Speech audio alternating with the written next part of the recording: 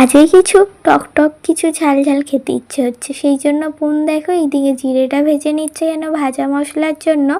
আর তারপরে হচ্ছে এদিকে আমি আলুটা মেখে নিচ্ছি। ভাবলাম আজকে ফুচকা খাওয়া যাক। আর এইদিকে টক জলটাও করা রয়েছে, একটুখানি মশলা দিয়ে দেবো, ওই ভাজা মশলা, তাহলে হয়ে যাবে। আর এই কয়েন্সগুলো তো ছিলই আমাদের বাড়িতে, সেই জন্য এগুলো হচ্ছে ভেজে নেওয়া হচ্ছে, মা হচ্ছে ভেজে দিচ্ছে।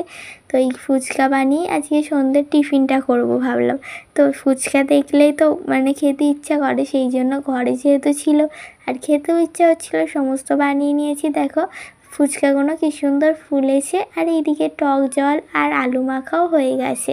তো এখন বোন আগে খেয়ে বলুক ফুচকাটা কেমন খেতে হয়েছে, তারপরে আমি খাচ্ছি।